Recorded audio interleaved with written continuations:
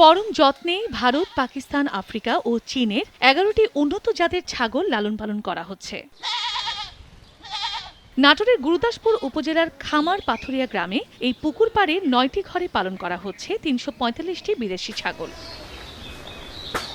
1995 সালে দেশীয় প্রজাতির ছাগল পালন শুরু করেন আনোয়ার হোসেন। 2005 সালের পর থেকে বিভিন্ন দেশের উন্নত জাতের ছাগল সংগ্রহ শুরু করেন তিনি। 120 কেজি থেকে 150 কেজি ওজনের ছাগলের জাত সারা দেশে ছড়িয়ে দেয়া তার লক্ষ্য। এই জাতীয় ছাগল মোটামুটি একটা পুরুষ ছাগল আমি বাহির রাষ্ট্রে দেখছি 200, 300, 150 কিলো লাইভ ওয়েট হয়। এগুলা একটা পাকিস্তানি নাগরা বিটল ছাগল মোটামুটি ধরেন 3 মণ 3.5 মণ যদি গোস্ত লাগে, পাকিস্তানে আমি দেখি, রাজস্থানে দেখি, তাহলে আমার দেশও সম্ভব। আমি দেশে নিয়ে এসে সুস্থ সবল করি।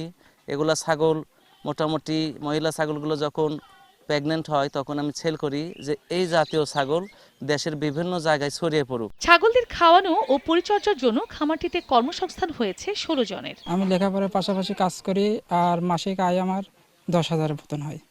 আর এখানে 15-16 জন লোক কাজ করে। এই প্রজনন খামারের বাচ্চা 20 থেকে 50,000 টাকায় এবং গর্ভবতী ছাগল 50,000 থেকে 1.5 লাখ টাকায় বিক্রি হয়, আর পাঠা বিক্রি করা হয় 1 লাখ থেকে 3 লাখ টাকায়। তোতাপুরি রাজস্থানী তোতাপুরি একটা ছাগল কিনেছি, 4 মাসের প্রেগনেন্ট আছে, বাচ্চা পেটে গ্যারান্টি দিয়ে দিছে, সেটা আমি গোলাতে নিয়ে যাব। 11 জাতির ছাগলের প্রজনন খামারটি দেখে অনেকেরই আগ্রহ বাড়ছে।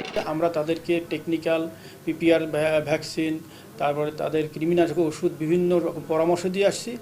তারা এখন স্বাবলম্বী, তাদেরকে দেখে আরও অসংখ্য আমাদের ছাগলের খামার গড়ে উঠছে। আনোয়ার হোসেনের খামারে থাকা ছাগলের বর্তমান বাজার মূল্য প্রায় 2 কোটি টাকা।